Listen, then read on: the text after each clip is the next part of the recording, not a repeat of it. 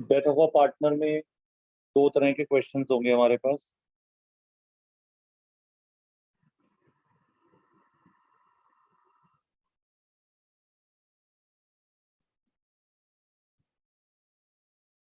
First type का इसमें question होगा,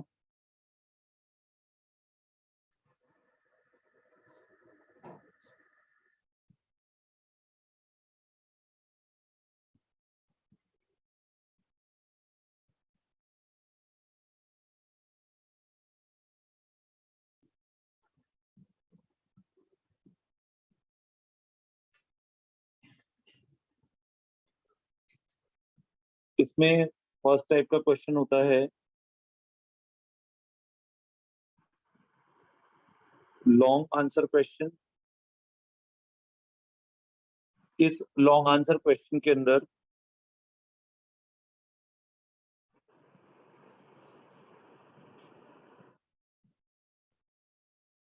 आपको revaluation account,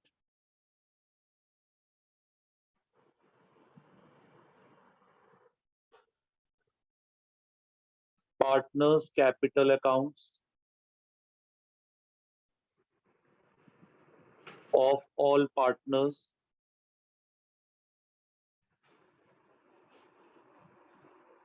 and third number पे आपको फॉर्म की बैलेंस शीट बनानी होती है आफ्टर रिकॉन्स्टिट्यूशन। ये हमारा लॉन्ग क्वेश्चन होता है, लेकिन यूजुअली डेथ के टॉपिक के अंदर लॉन्ग आंसर क्वेश्चन आता है, पर वो इस फॉर्मेट में नहीं आता, क्योंकि ये जो फॉर्मेट है क्वेश्चन देने का, ये तो रिटायरमेंट के अंदर होता है कि जहां पर आपको रिवैल्यूएशन अकाउंट भी बनाना होगा, आपको पार्टनर्स के कैपिटल अकाउंट्स भी बनाने होंगे, आपको फॉर्म की बैलेंस शीट भी बनानी होगी। ये रिटायरमेंट का फॉर्मेट है। इसके अगेंस्ट जो डेथ का क्वेश्चन आता है, उसके अंदर आपको रीवैल्यूएशन अकाउंट बनाना होता है, लेकिन आपको रीवैल्यूएशन अकाउंट के बाद सभी पार्टनर्स के कैपिटल अकाउंट बनाने को नहीं कहा जाता। आपको डिसीज्ड पार्टनर के कैपिटल अकाउंट बनाने को कहा गया होता है। आपको डिसीज पार्टनर के कैपिटल अकाउंट बनाने को कहा गया होगा। डिसीज पार्टनर्स की जगह लिखना है डिसीज पार्टनर का कैपिटल अकाउंट बनाने को कहा गया होगा। सपोज फॉर्म में ए, बी और सी तीन पार्टनर है, इसमें से सी की डेथ हो जाती है, तो आपको सिर्फ यहां पर पार्टनर सी का कैपिटल अकाउंट बनाना है। लेकिन अगर आप यहां पर बात करें प्रीवियस केस में, तो यहाँ पर ए बी सी तीनों पार्टनर्स के आपको कैपिटल अकाउंट बनाने होते हैं। ये यूजुअली डेथ के अंदर ऐसा नहीं कि इस तरह के क्वेश्चन नहीं है, क्वेश्चन तो दोनों ही तरह के हैं, पर लेकिन as per the board pattern अगर हम जाएंगे तो ये वाली अप्रोच ज्यादा फॉलो होती है, सिर्फ रीवैल्यूएशन अकाउंट और जिसमें डिसीज पार्टनर का क्या बनाना होता है, कैपिटल अकाउंट बनाना होता है, ये वाली अप्रोच फॉलो होती है। क्योंकि ये चैप्टर बोर्ड में और आज की वेटेज की भी बात करें तो ये 6 मार्क्स से ज्यादा का क्वेश्चन नहीं है, और ये आएगा भी 6 नंबर वाली स्कीम के अंदर जो नया पैटर्न है उसके, तो इसलिए ये वाली अप्रोच ज्यादा लगती है रीवैल्यूएशन और डिसीज पार्टनर के कैपिटल अकाउंट की। तो मैं ये कह सकता हूँ कि आपको ये अप्रोच डिसरिगार्ड कर देनी चाहिए, इसकी तरफ सोचना ही नहीं चाहिए। फिलहाल प्रैक्टिस नहीं भी करोगे अगर आप काम एग्जाम के लिए, तो ये वाला मत करो, हमेशा ये वाला प्रैक्टिस करके जाओ, इसमें रीवैल्यूएशन और डिसीज पार्टनर कैपिटल अकाउंट बनाते हैं। रिवैल्यूएशन अकाउंट बनाना हमें आता है, हमने पहले भी बनाया हुआ है। मेन हमारे पास मुद्दा आ जाता है कि डिसीज पार्टनर का कैपिटल अकाउंट हम कैसे बनाते हैं।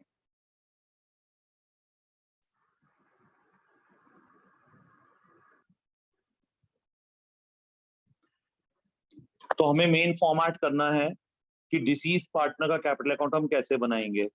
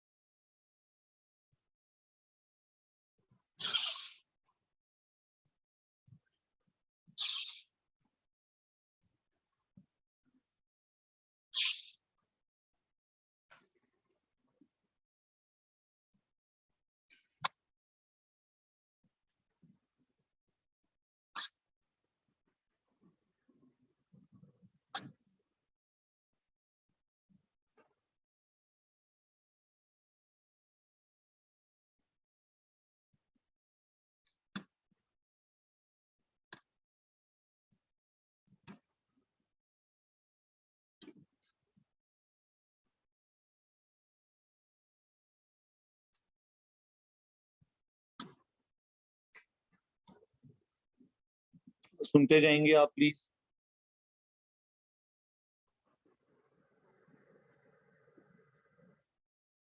सबसे पहले हम capital balance of deceased partner को कैपिटल अकाउंट के अंदर प्लेस करेंगे।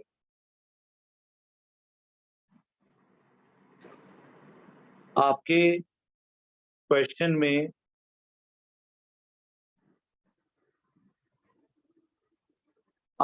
में बैलेंस शीट आती है। उस बैलेंस शीट के अंदर आपको पार्टनर्स की कैपिटल गिवन होगी। मैं यहां मान लेता हूं कि मैं यहां पर पार्टनर सी का कैपिटल अकाउंट बना रहा हूं।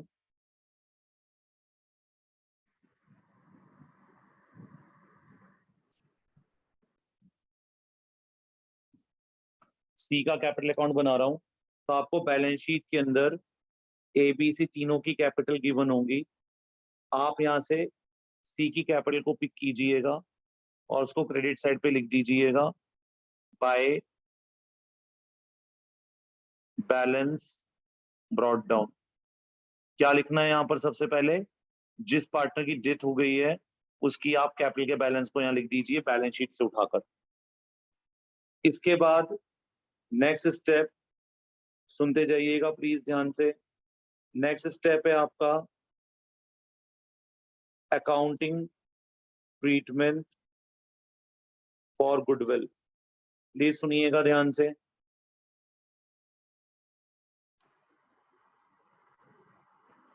डेथ के चैप्टर में accounting treatment for goodwill similar to change in ratio होती है। इसमें 2 स्टेप वर्किंग होती है। स्टेप नंबर 1 होता है इसके अंदर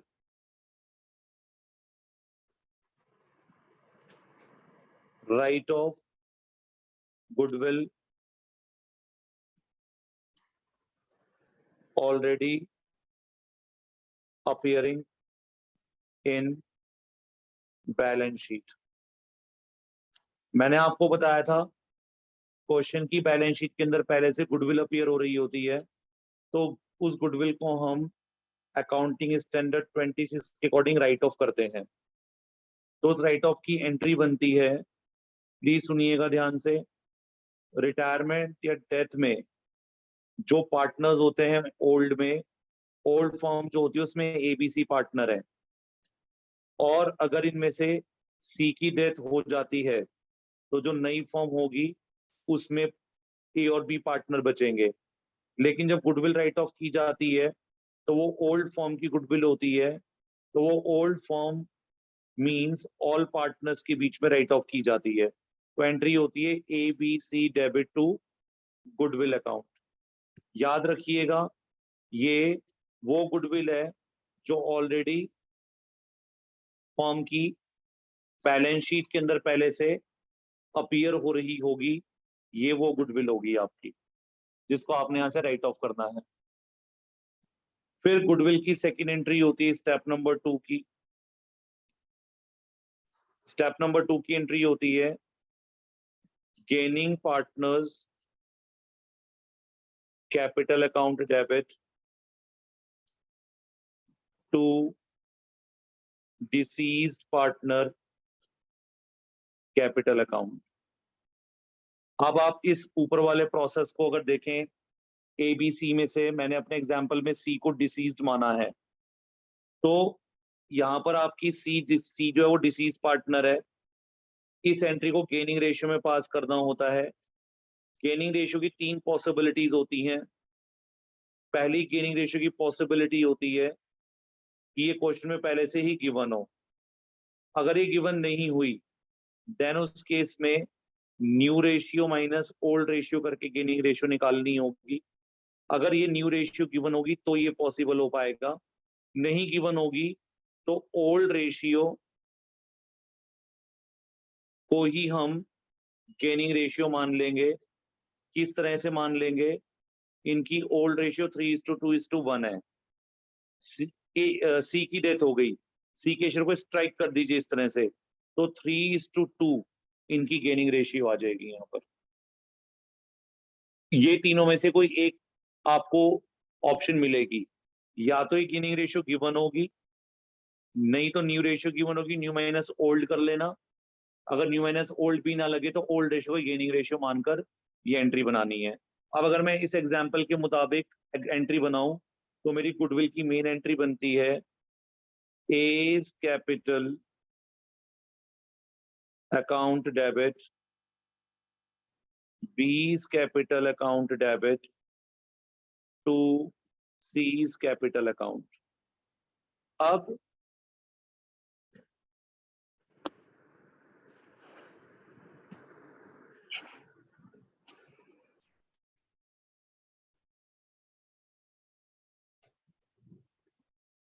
अगर मैं ऐसा मान लेता हूं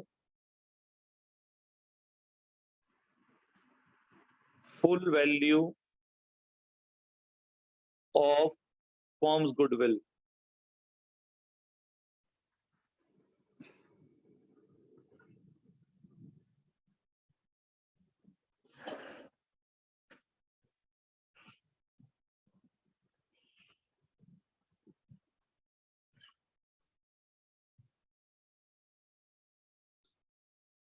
full value of firm's goodwill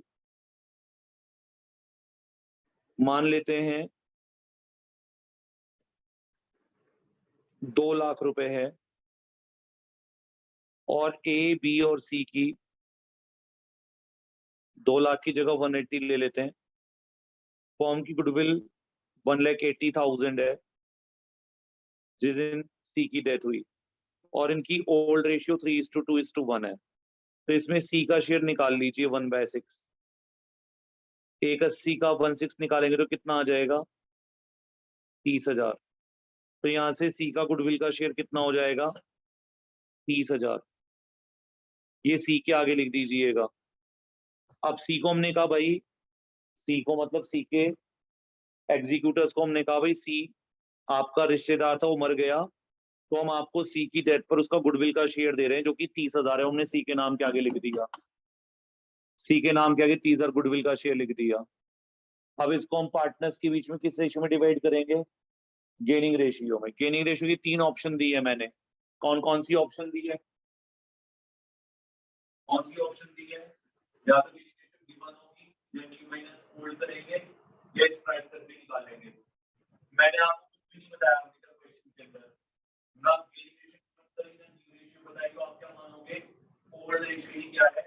gaining ratio. यानी ऐसे 1 को हटा दीजिए तो ए और बी की गेनिंग रेशियो कितनी आ जाएगी? 3:2 की गेनिंग रेशियो आ जाएगी। तो सी के शेयर को स्ट्राइक कीजिए, गेनिंग रेशियो निकाल लीजिए 3:2।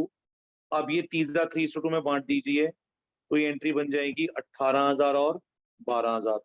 इसी तरीके से अगर आप पहले जो फॉर्म की गुडविल अपीयर हो रही थी, मान लेते हैं हमारी जो फॉर्म की गुडविल पहले से अपीयर हो रही है वो 18,000 रुपए है, ऐसा मान लेते हैं, तो उसको ओल्ड रेशियो में जब राइट ऑफ करा होगा 18,000 को, तो 9,000, 6,000 और 3,000 का अमाउंट आया होगा, और 18,000 की गुडविल राइट ऑफ हो गई होगी। ये डेथ के चैप्टर में ये आपकी अकाउंटिंग ट्रीटमेंट फॉर गुडविल होती है डेथ में। अगर रिटायरमेंट होता तो बस ये फर्क होता कि सी रिटायर हो रहा है यहाँ पर, तब भी गुडविल की एंट्री यही होती। वो सिर्फ थ्योरेटिकल हो जाएगा कि रिटायरमेंट का चैप्टर है ये, डेथ का चैप्टर करनी है, 2 ही एंट्री होती है रिटायरमेंट और डेथ में, और यही चेंज रेशियो में करना होता है आपको। पर वहां थोड़ा सा चेंज होता है, चेंज रेशियो में एंट्री तो यही बनती है। यहाँ पर आपने क्या करना है, जो पहले से गुडविल अपीयर और उसको राइट ऑफ करना है। सी की डेथ हो गई है, पूरी full value of form goodwill में सी का शेयर निकालना है, वो सी के नाम के आगे लिखना है, और उसको ए और बी की गेनिंग रेशियो में केस देखते हुए डिवाइड कर देना है। अब ये गुडविल की ट्रीटमेंट जो होगी वो इस तरह से हम लोग करेंगे।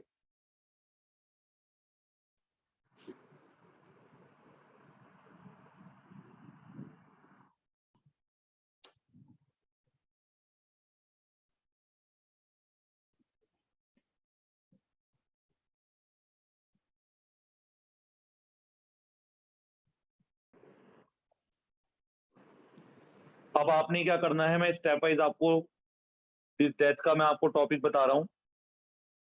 अब आपने कोई भी क्वेश्चन डेथ का करेंगे, यही अकाउंटिंग ट्रीटमेंट उसमें अंदर क्वेश्चन के अंदर लिखा होता है।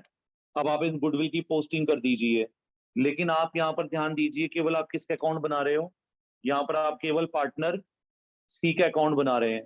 तो जो आप एंट्री करोगे वो केवल सी के लिए करोगे इस अकाउंट के अंदर। तो इस वाली एंट्री में से उठाइए सी का नाम।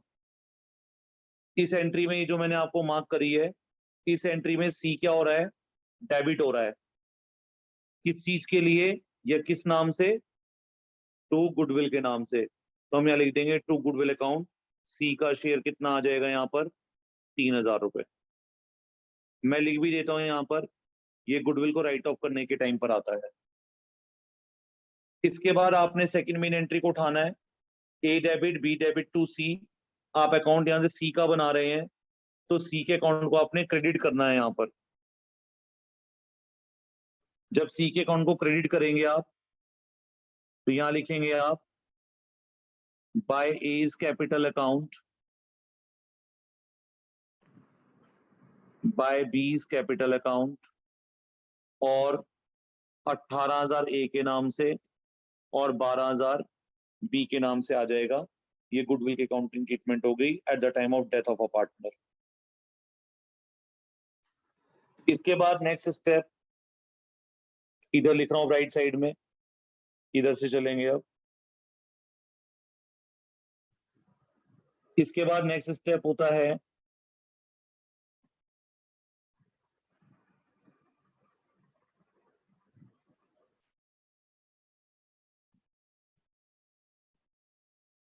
accumulated profits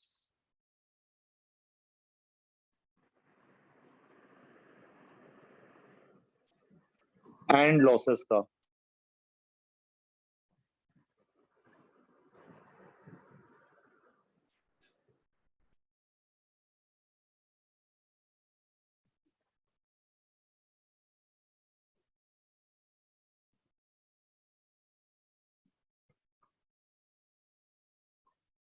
जो accumulated profit and accumulated losses हैं,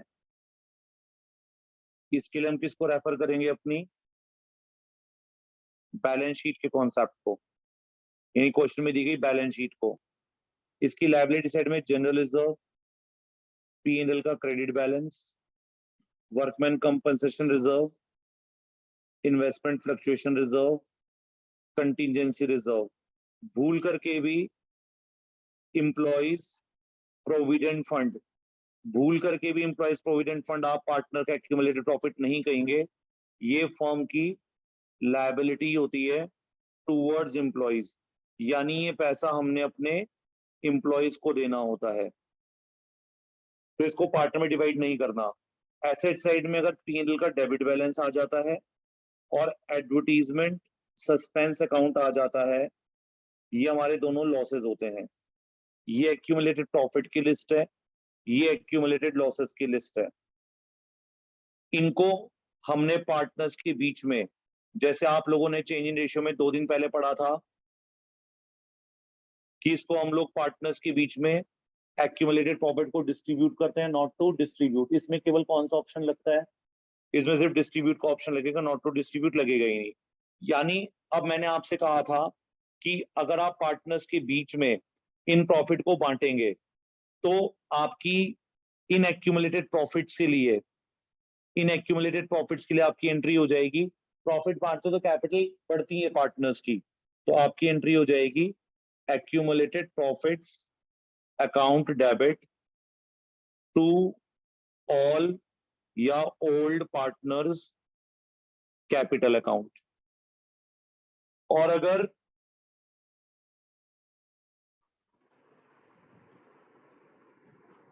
लॉसेस हो रहे हैं तो एंट्री हो जाती है ऑल या old partners capital account debit to P&L account का balance and to advertisement suspense account. ये ओल्ड रेशियो में आपको पार्टनर्स में डिवाइड करना है। ये जो गुडविल की एंट्री है ना, बस यही गेनिंग रेशियो में होती है बस, इसके बाद सारी डिवीजन ओल्ड रेशियो में चलती है। अब आपने यहां से लॉसेस को जब बांटना है, तो लॉसेस की एंट्री में एंट्री हो जाएगी पार्टनर डेबिट P&L और एडवर्टीजमेंट क्रेडिट, और प्रॉफिट में प्रॉफिट डेबिट टू पार्टनर्स। अब आप इसकी जब पोस्टिंग करेंगे प्रॉफिट्स की, तो bye general reserve, by profit and loss account का क्रेडिट बैलेंस, वर्ड बोलने जा रहा हूं ध्यान से सुनना, वर्कमैन कंपनसेशन रिजर्व जब बांटोगे ना पार्टनर्स के बीच में, तो उसमें से जो एडजस्टमेंट में वर्कर की क्या दी होगी लायबिलिटी, उसको क्या कर लेना पहले माइनस, जो रिजर्व बचेगा उसको पार्टनर्स में बांटना है। और ऐसे ही इन्वेस्टमेंट फ्लक्चुएशन रिजर्व में से इन्वेस्टमेंट में जो लॉस हो रहा है आपको बेचने पर, उसको माइनस करके जो रिजर्व बचेगा वो पार्टनर्स में डिवाइड करना होगा। जैसे आपने भी चेंज इन रेशियो उस दिन होमवर्क में या इलस्ट्रेशंस में किया होगा आप लोगों ने वाला ट्रीटमेंट। और ऐसे ही कंटिजेंसी रिजर्व पे रूल अप्लाई नहीं होता है, ऐसे आपको कंटिजेंसी रिजर्व बांटना है।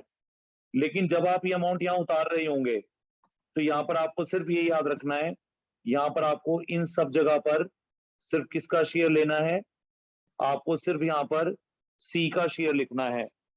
और ये याद रखिएगा जब आप इनको यहाँ लिख रहे होंगे तो सी का शेयर लिखना है, लेकिन सी का शेयर भी निकालने के लिए पहले WCR में से उसकी लायबिलिटी और IFR में से इन्वेस्टमेंट के लॉस को माइनस करके डिवाइड कीजिएगा तीनों के बीच में, और जो सी का शेयर आएगा वो आपने सी के कॉलम में लिखना है। और ठीक ऐसे ही एसेट साइड से P&L का डेबिट बैलेंस यहां पर लाना है, और एडवर्टीजमेंट सस्पेंस अकाउंट आपको यहाँ लेकर आना है। पर आपको अगेन यहाँ ये बात याद रखनी है, यहाँ पर सिर्फ आपको सी का शेयर लिखना है, क्योंकि आप यहाँ सी का अकाउंट बना रहे हैं। और अगर सभी का बना रहे होते तो क्या होता, AB का कॉलम भी होता, तो हम AB में भी दिखा देते उस अमाउंट को। अभी हम केवल किस में दिखा रहे हैं, सी में, वहां पर हम AB के कॉलम में भी डाल देते उसको, ए का शेयर ए में, बी का बी में। अभी केवल किसका बनाना है, सी का कॉलम बनाना है। ये हमारा एक्यूमुलेटेड लॉस का आंसर है।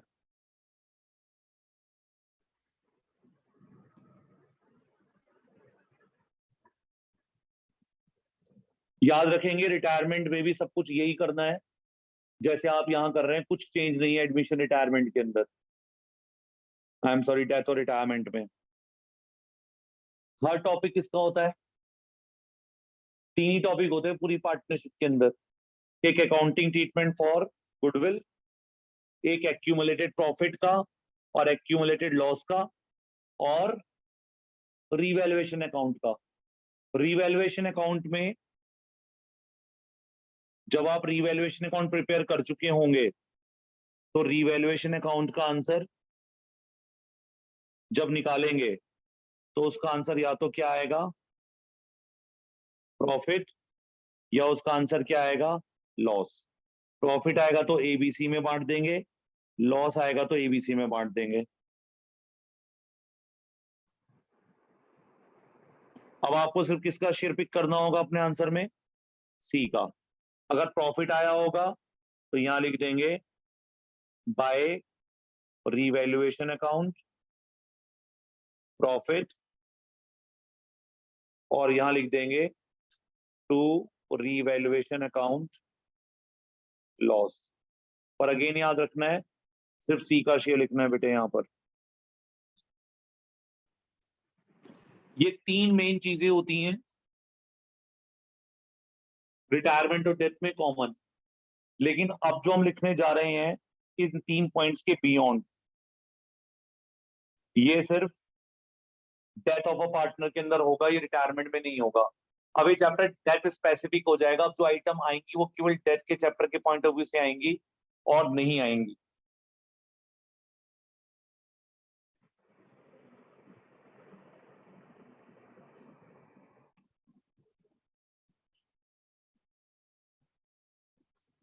अब थोड़ा सा वर्किंग नोट की तरफ चलना होगा।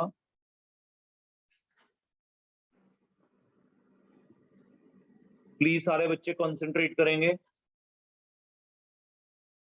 सपोज हमारा अकाउंटिंग ईयर 1 अप्रैल 2021 को स्टार्ट हुआ और 31 मार्च 2022 को ये अकाउंटिंग ईयर आपका एंड हो गया। अब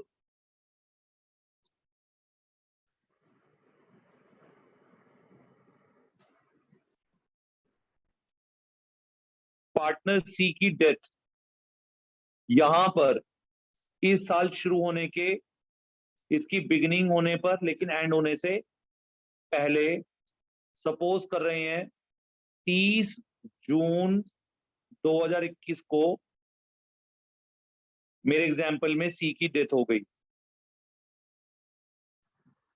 थोड़ा सा बात को समझना होगा, हर साल के एंड में हम लोग profit and loss appro account बनाते हैं, जिसमें इंटरेस्ट ऑन कैपिटल, सैलरी और डिविजिबल प्रॉफिट देते हैं, जो फंडामेंटल में हम पढ़ते हैं। लेकिन सी की डेथ अब कितने महीने बाद हुई है? साल शुरू होने के 3 महीने बाद सी की डेथ हो गई। तो सी के मरने पर सी के एग्जीक्यूटर्स को, लीगल हायर्स को, जो अमाउंट हम साल के एंड में देते थे ना, वो हमें उसको अभी 3 महीने के बाद ही देना पड़ेगा। कौन कौन सा अमाउंट देना पड़ेगा वो अब हम यहाँ लिस्ट करेंगे।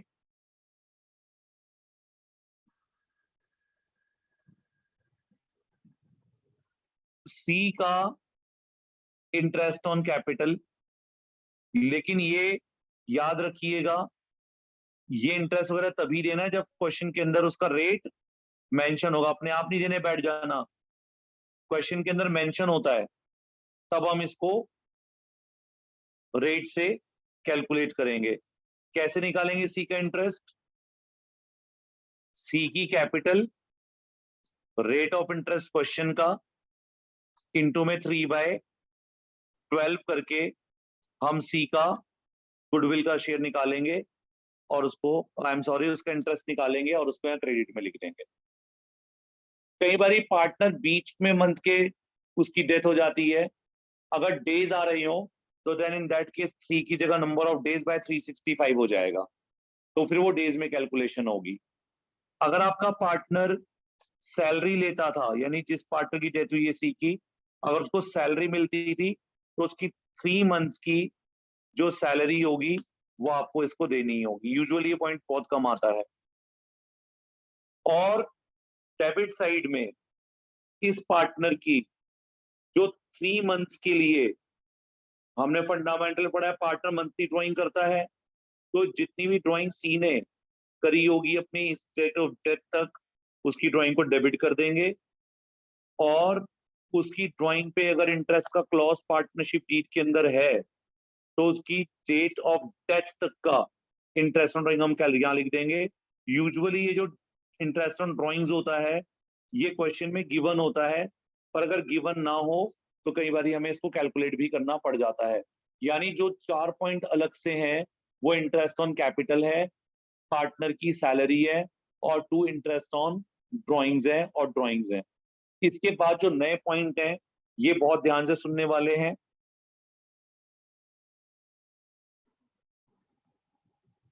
ये जो आगे की पॉइंट है बहुत ध्यान से सुनने वाले हैं।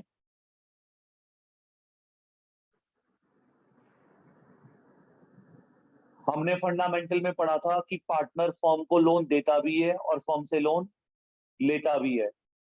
अगर अगर पार्टनर ने फर्म को लोन दिया होगा, अगर फर्म को लोन दिया होगा उसने, अगर पार्टनर ने फर्म को लोन दिया होगा तो इस चैप्टर के अंदर क्योंकि उसकी डेथ हो गई है तो हम यहां पर उस पार्टनर के लोन को उसके कैपिटल अकाउंट में मर्ज कर देंगे। यानी हम यहां लिख देंगे बाय सीज लोन अकाउंट।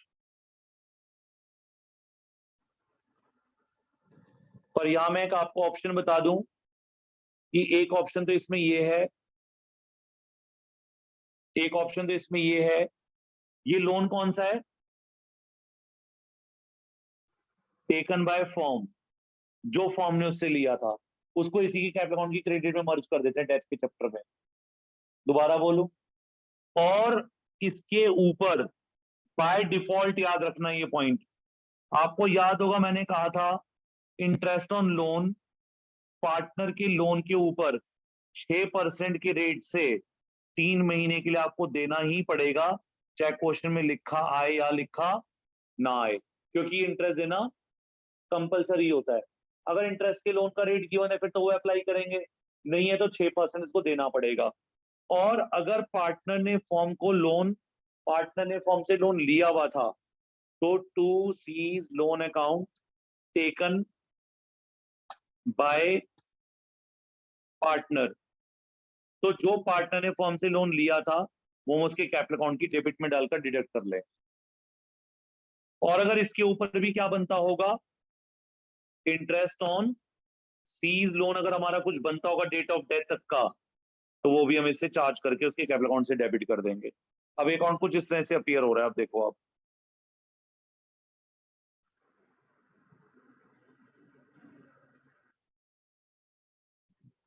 क्योंकि इसके बाद हम लास्ट पॉइंट पे, इसलिए मैं इस बार अकाउंट आपको एक बार डिस्प्ले कर रहा हूं यहाँ पर।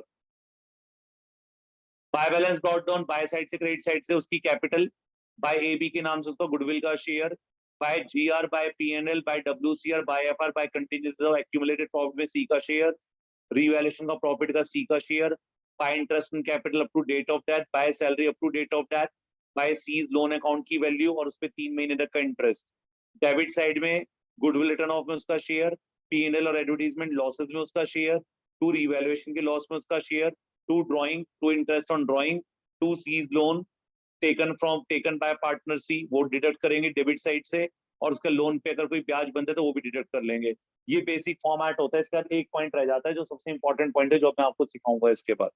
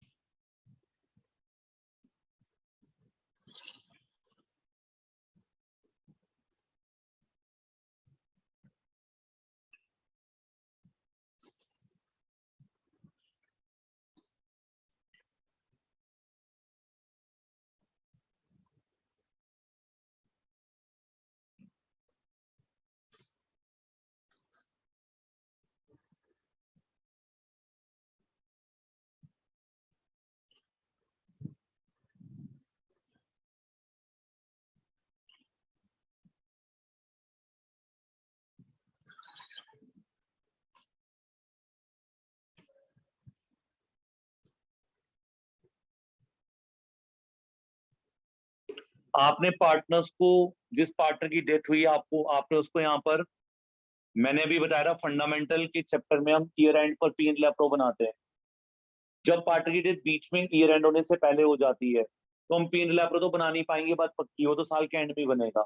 तो इसलिए में टेंटेटिव, मतलब हम बीच में 3 महीने की कैलकुलेशन करके पार्टनर का इंटरेस्ट, सैलरी वगैरह दे रहे हैं उसको, और उसका लोन पे इंटरेस्ट दे रहे हैं, उसका ड्रॉइंग और इंटरेस्ट ड्रॉइंग वगैरह कैलकुलेट कर रहे हैं 3 महीने का, और वो उसके अकाउंट में एडजस्ट कर रहे हैं। अब पी एंड एल के साल में ईयर एंड पर जब पी एंड एल बनाते थे और हमारा पी एंड एल का आंसर आता था डिविजिबल प्रॉफिट, तो पूरे साल के एंड का प्रॉफिट होता था। अगर यहाँ सी की डेथ ना होती तो प्रॉफिट एबीसी तीनों के अंदर डिवाइड हो जाता, लेकिन अब तो पार्टनर की डेथ हो गई बीच में, तो ए और बी को मजबूरी क्या करना पड़ेगा, मजबूरन अब उसका प्रॉफिट का शेयर 3 महीने का आज ही उसको देना पड़ेगा, 3 महीने बाद उसकी डेट ऑफ डेथ पर। दोबारा बोलूं, ईयर एंड का वेट नहीं करेंगे उसके एग्जीक्यूटर, तो अब हम उसको 3 महीने तक का प्रॉफिट देंगे। जब किसी पार्टनर की डेथ होती है और उसको 3 महीने का प्रॉफिट देना होता है मेरे एग्जाम्पल के मुताबिक, तो उसको यदि 3 महीने में उसका प्रॉफिट आ रहा होगा, कौन से 3 महीने में, 1 अप्रैल 2021 से लेकर जून तक, अगर वो प्रॉफिट आ रहा होगा तो हम उसके अकाउंट की क्रेडिट साइड में लिखेंगे by P and L suspense account. और अगर इन 3 महीनों में लॉस आ रहा होगा तो हम डेबिट साइड में लिखेंगे to P and L suspense account. Loss up to date of death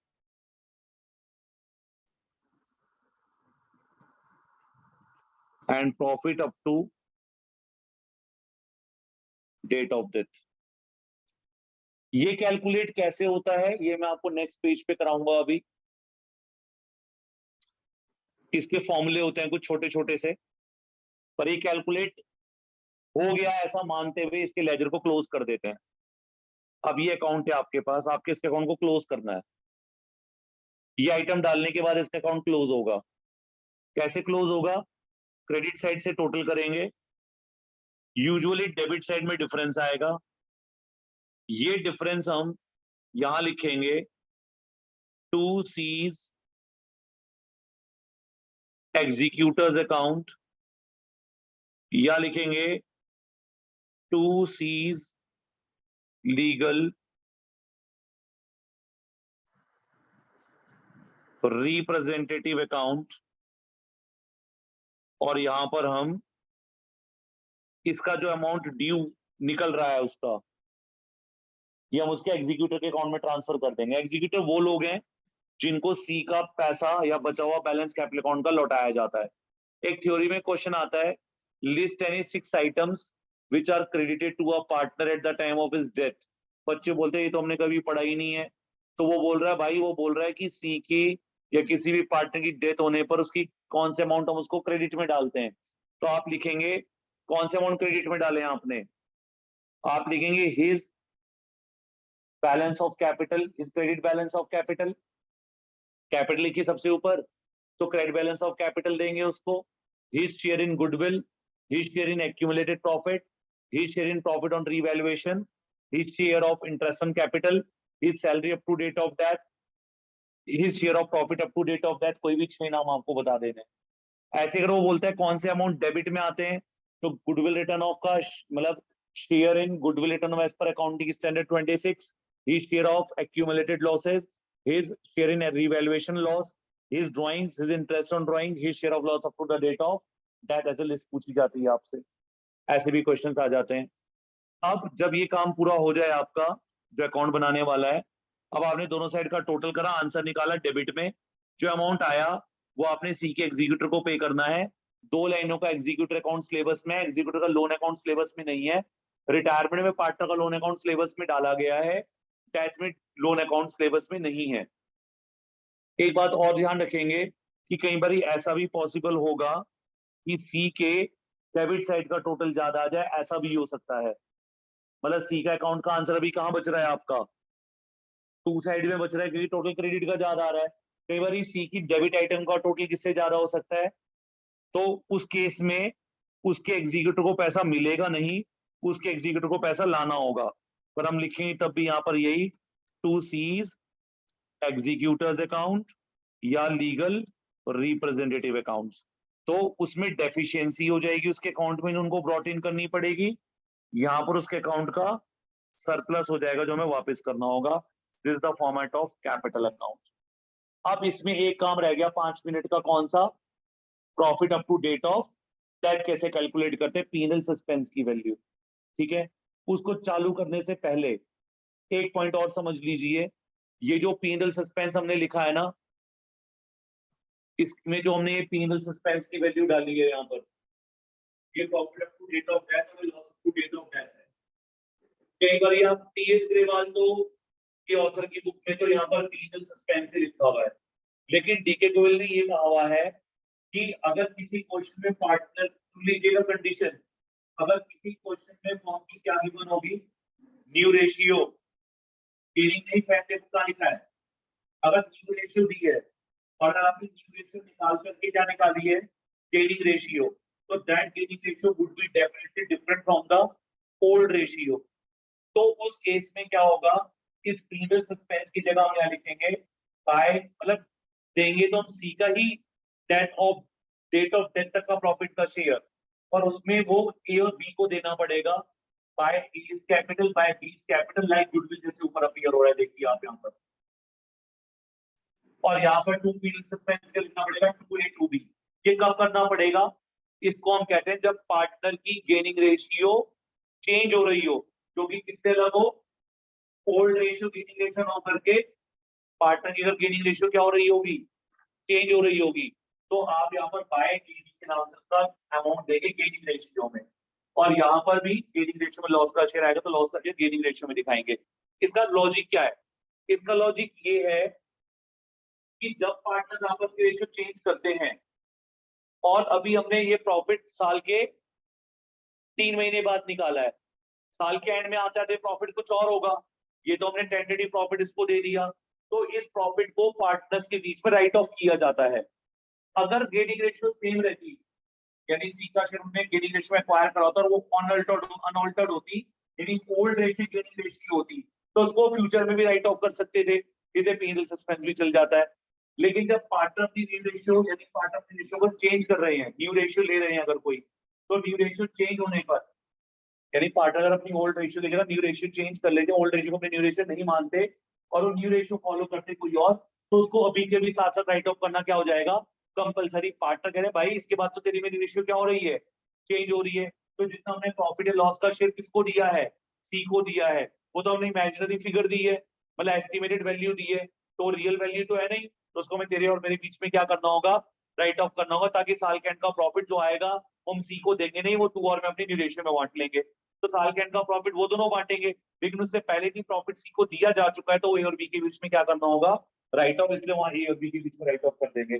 पर वो तभी राइट ऑफ करेंगे जब उनकी रेशियो क्या हो रही होगी, चेंज। अगर रेशियो चेंज नहीं हो रही होगी तब तो पीएनएल सस्पेंस ही डाल देंगे, ये डीके गोयल का कहना है।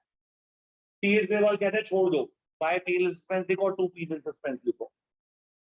और अब आखिरी का कॉन्सेप्ट क्या है, ये जो डेट ऑफ डेथ तक का प्रॉफिट मैंने पीएनएल सस्पेंस का डाले, कैसे कैलकुलेट होता है। अब इस टॉपिक को हम कहते हैं, ये एग्जाम में 1 नंबर का, 3 नंबर का, विद एंट्री आएगा तो 3 नंबर का, विदाउट एंट्री आएगा तो 1 नंबर का, और लॉन्ग आंसर क्वेश्चन में तो आना ही आना है। ये वाला पॉइंट जो हम कर रहे हैं इसको हम कहते हैं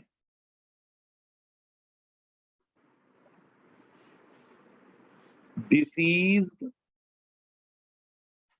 partner share of profit up to date of death, that is for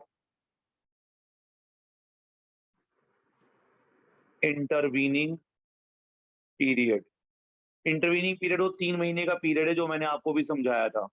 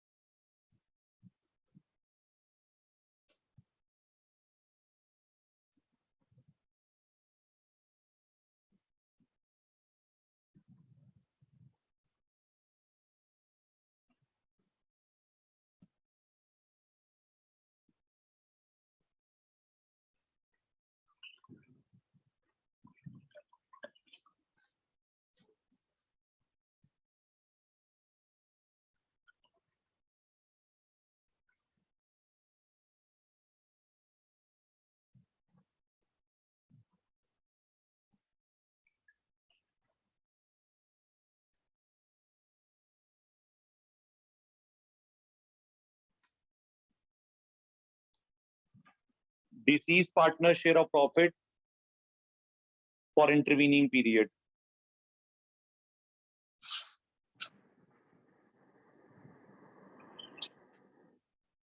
ये प्रॉफिट का शेयर डेट ऑफ डेथ तक का पार्टनर को 3 बेसिस पे दिया जाता है।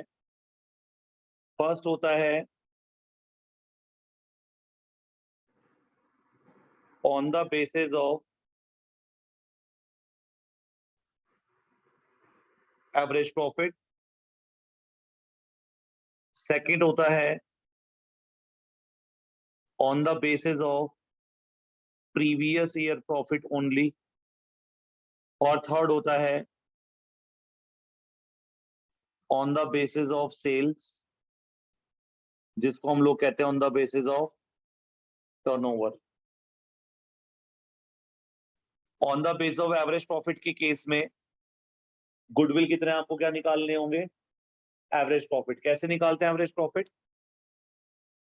आपको जितने भी ईयर के प्रॉफिट गिवन होंगे डेथ के चैप्टर में, आप उन प्रॉफिट को पहले टोटल कर लेंगे, फिर उस टोटल प्रॉफिट को आप नंबर ऑफ ईयर से डिवाइड कर देंगे, तो आपको एवरेज प्रॉफिट मिल जाएगा। अब आपको फॉर्मूला लगाना है उसकी, सी का गुडविल का, सी का डेट ऑफ डेथ तक का प्रॉफिट का शेयर देना है। तो आपको फॉर्मूला लगाना है average profit as calculated above into में टाइम पीरियड। टाइम पीरियड क्या है?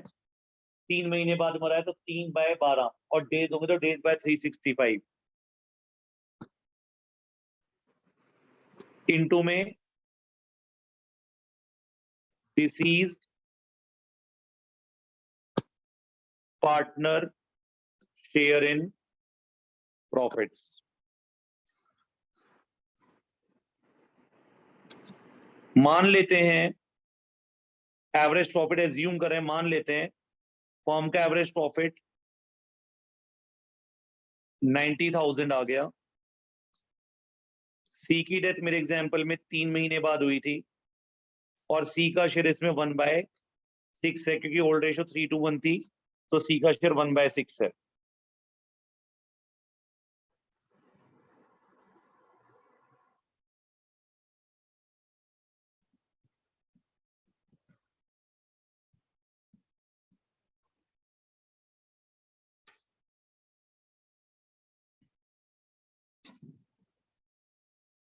इस प्रॉफिट को हम 60,000 ले लेते हैं। 60,000 का 3/12 करेंगे तो कितना आएगा? 15,000। 15,000 का 1/6 निकालेंगे तो अमाउंट कितना आ जाएगा? 2,500 रुपया। ये 2,500 रुपये का प्रॉफिट सी को दे दिया जाएगा 3 महीने के लिए। समझ आ गई बात? ये होता है on the base of average profit देना। कहाँ लिखेंगे इसको? यहां पर। और अगर ये लॉस आ रहा होता तो कहाँ लिखते इसको हम? यहां डेबिट साइड में।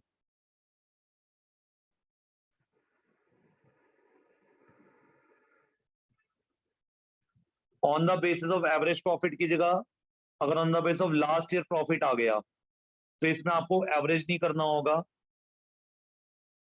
आपको लेना होगा previous year profit into time into में same deceased partner share in profit. ये कैलकुलेशन मैं नहीं करके दे रहा हूं, ये सेम पीछे वाले फॉर्मूले की तरह चलेगी आपकी।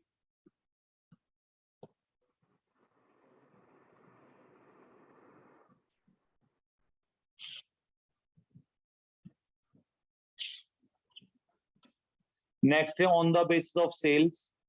ये थोड़ा सा पॉइंट डिफरेंट होता है और फ्रीक्वेंटली आता भी यही है एग्जाम के अंदर। इसके लिए मैं आपको कुछ एग्जांपल दूंगा। Sale of previous year,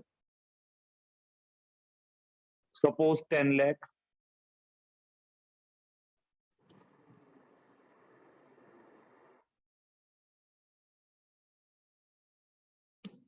profit in previous year, suppose 3 lakh. Sale up to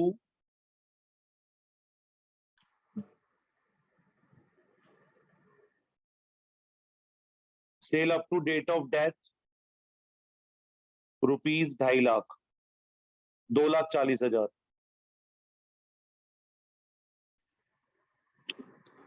3:1 ratio, ABC partner, C की डेथ 3 महीने के बाद, तो ये सेल भी 3 महीने की याद रखिएगा। अब हम क्या करेंगे, पहले हम ऊपर वाली 2 फिगर को यूज करेंगे। पिछले साल का प्रॉफिट, पिछले साल की सेल गुणा में 100, प्रॉफिट की परसेंटेज आ जाएगी 30%। यानी पिछले साल हमने कितना प्रॉफिट कमाया था, 30%। कैसे निकाला, पिछले साल की sale profit by sale into 100 करा, प्रॉफिट की रेशियो आ गई। दोबारा बोलो, अब करंट ईयर में कितनी सेल है भाई,